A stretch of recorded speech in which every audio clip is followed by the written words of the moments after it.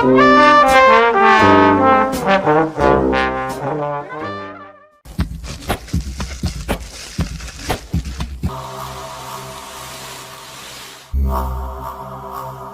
कुल्फी है, तेरी सारी गर्मी को ठंडा कर देगी।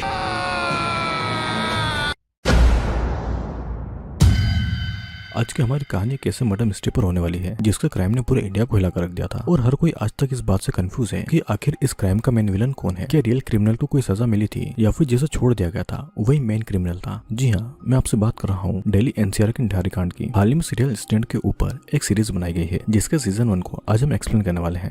तो इस सीजन की कहानी शुरू होती है जग्गी नाम के एक नौकर से, जो कि एक लड़की की डेड बॉडी को एक सीक्रेट रूम में लेकर आता है, जहाँ पर वो एक धारदार हथियार से उस लड़की का सर एक ही बार में काटकर उसके धड़ से अलग कर देता है। सीरीज का इंट्रो सीन यही खत्म होता है और कहानी कुछ महीनों के बाद से दिखाई जाती है, जहाँ पर जग्गी का मालिक अमित एक प्रोस्टिट्यूट को घर पर लेकर आता है। ये उसका दूसरा घर था जहाँ पर वो कभी कभी रहने के लिए आता था और बाकी टाइम में जग्गी ही इस घर की देखभाल करता था। अमित एक बहुत ही अमीर बिजनेसमैन था जो कि अपनी फैमिली से छुपकर इस दूसरे घर में प्रोस्टिट्यूट के साथ में रिश्ता बनाता था और वहाँ पर पार्टी भी करता था और उसकी फैमिली को इसके बारे में कुछ नहीं पता था। आज भी अमित एक प्रोस्टिट्यूट को घर पर लेकर आता है, लेकिन वो जग्गी पर गुस्सा करता है क्योंकि उसने मेन डोर को देर से खोला था। तब जग्गी उसे बताता है कि वो उसके लिए मीट काट रहा था तो इसलिए उसे देर हो गई। तब अमित उसे जल्दी से खाना रेडी करने को बोलकर उस प्रोस्टिट्यूट के साथ में लिविंग रूम में जाता है। अब अमित जग्गी को कुछ खाना और ड्रिंक लाने को कहता है। तब जग्गी उससे पूछता है कि वो लेग पीस खाएंगे कि नहीं और अमित उसे लेग पीस लाने को ही कहता है। जग्गी किचन में जाकर मीट बनाने लगता है, लेकिन वो मीट किसी एनिमल का नहीं लग रहा था। यहाँ पर अमित उस प्रोस्टिट्यूट को बेडरूम में लेकर जाता है और वहाँ पर उसके साथ में इंटीमेट होता है, लेकिन उसे नहीं पता था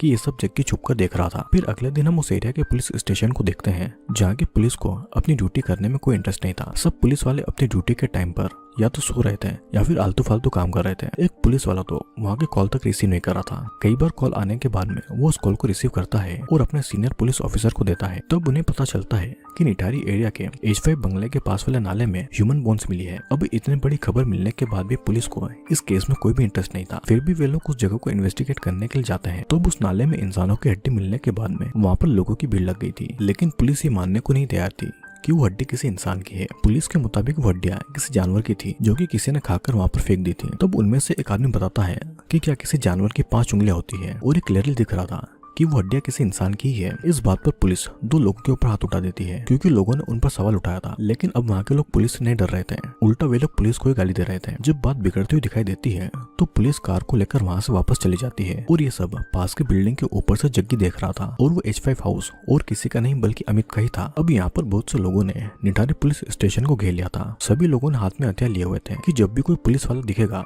तो वो उन्हें जान से मार देंगे। साथ ही लोग पुलिस स्टेशन में पत्थर मार रहे थे, वहाँ की फाइल सिला रहे थे, उन्होंने वहाँ की फोन लाइन तक काट दी थी और यहाँ पर पुलिस रूम के अंदर लोगों से छुपकर बैठी थी। फिर पुलिस वाले कंट्रोल रूम में कॉल करके इन सब की खबर देते हैं और बैकअप भेजने को कहते हैं। बात जब हद से ज्यादा बिगड़ जाती है तो बैकअप पुलिस फोरेंसिक टीम के साथ में उस क्राइम सीन पर आकर उस नाले की इन्वेस्टिगेशन करने लगती है, जिस दौरान नाले से और भी कई सारी इंसान की हड्डियां मिल रही थी। ये सब देखकर लोगों की भीड़ पुलिस के खिलाफ धरना दे रही थी। रिपोर्टर के न्यूज से हमें पता चलता है कि पिछले 1 साल से एक के बाद एक उस जगह से 17 बच्चे मिसिंग हुए थे। लोगों ने कई बार पुलिस में रिपोर्ट करवाई, लेकिन पुलिस ने कुछ नहीं किया और ऊपर से नाले से ह्यूमंस की हड्डियों का मिलना, इसीलिए लोग पुलिस पर इतना गुस्सा थे। अगर किसी की बच्ची 18 साल से ऊपर की थी तो पुलिस उन्हें कहती थी कि वो किसी के साथ में भाग गई होगी। ऐसे मामलों में तो पुलिस रिपोर्ट तक नहीं लिखती थी। किसी का बच्चा 8 महीने से गायब था तो किसी का 10 महीने से। बात इतनी ज्यादा बढ़ चुकी थी कि सीएम तक इससे परेशान थे। हर तरफ चाहे न्यूज में या फिर पब्लिक हो पुलिस को बुरा भला कहा जा रहा था। तो वही निठारी पुलिस स्टेशन के इन यूजलेस पुलिस ऑफिसर का सालों से ट्रांसफर नहीं हुआ था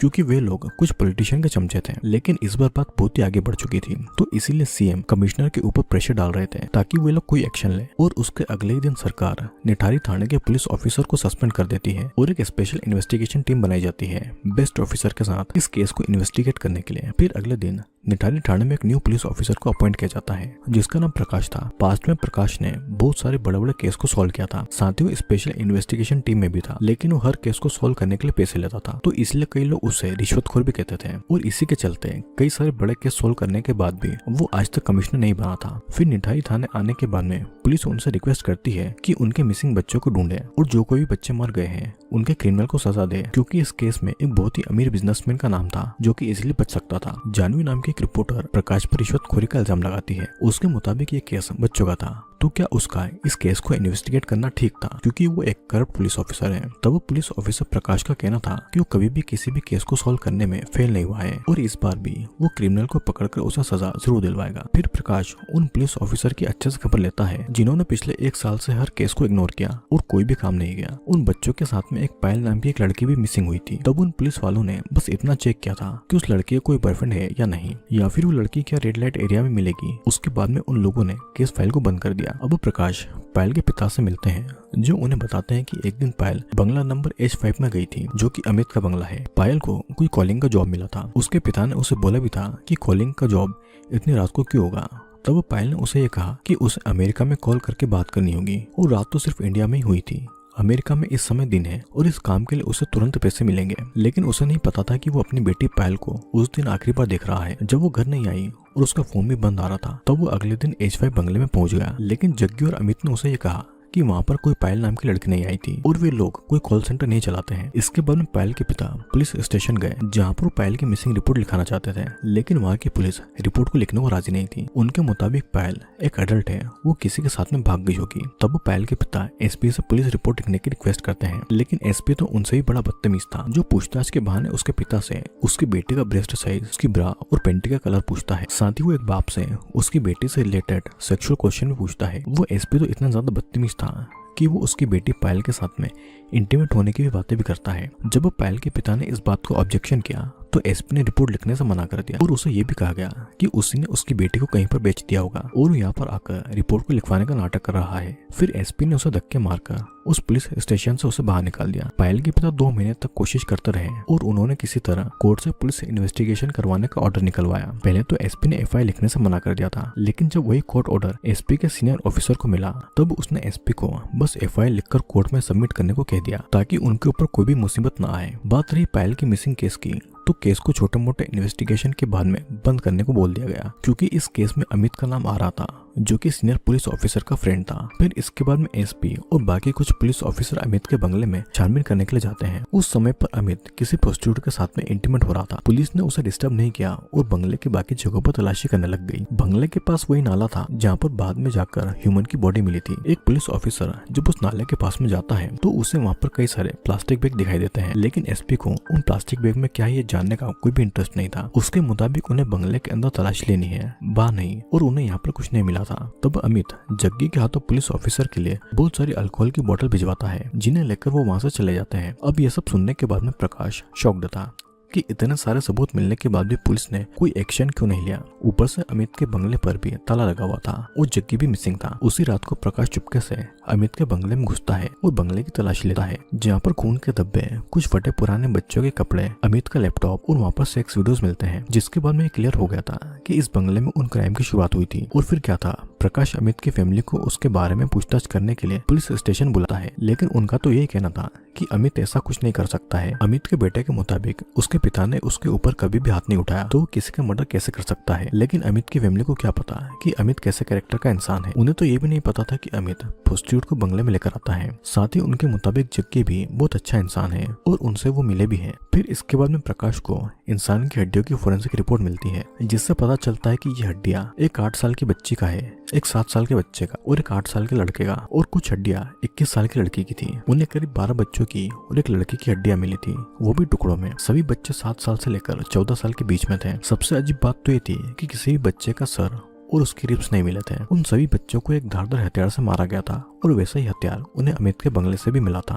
वैसे तो टोटल 17 बच्चे मिसिंग तो एरिया से, तो इसीलिए प्रकाश उन मिसिंग बच्चों के पेरेंट का DNA टेस्ट करवाते हैं, ताकि उन्हें पता चले कि किसके बच्चे मर चुके हैं और किन लोगों के बच्चों को अभी ढूंढना बाकी है। जरा एक बार सोच कर देखिए कि उन माँ बाप की कैसी हालत हुई होगी जब उन्हें कहा गया होगा कि किसी बच्चे के बॉडी पार्ट मिले हैं तो DNA टेस्ट करवा लीजिए, ताकि पता चल सके कि आपके बच्चे के बॉडी पार्ट है या नहीं। इधर प्रकाश अमित से उन सेक्स वीडियोस को चेक कर जो कि वो उन प्रोस्टिट्यूट के साथ में इंटीमेट होते हुए बनाता था। इस दौरान उन्हें पता चलता है कि पायल भी एक कॉल गली थी और उस दिन वो अपने पिता के सामने जॉब का बहाना बनाकर अमित को सर्विस देने के लिए गई थी। अमित के साथ में इंटीमेट होने के बाद में पायल तो वहाँ से चली गई थी, लेकिन अमित वहीं पर सोया हुआ था, जो कि वीडियो में साफ दिखाई दे रहा था। तभी उन्हें अमित का लोकेशन मिल जाता है जब उसने अपनी वाइफ को कॉल किया था। ठीक अगले दिन अमित को अरेस्ट करके पुलिस स्टेशन लाया जाता है और उसे वहाँ पर बहुत टॉर्चर किया जाता है। पुलिस वालों ने अमित के सभी कपड़े उतारकर उसे बहुत ही मारा था और उसे इतना पानी पिलाया था कि उसे बार बार यूरिनेट करना पड़े। तब जाकर वो बोलता है कि उस दिन उसे कोई भी खोल कर नहीं मिल रही थी। तब जग्गी ने उसके लिए पायल को बुलाया था। इंटीमेट होने के बाद में उसने पायल को जग्गी से पैसे लेने के लिए कहा था और वो सो गया था। जिसके बाद में पायल उसके रूम से कहाँ गई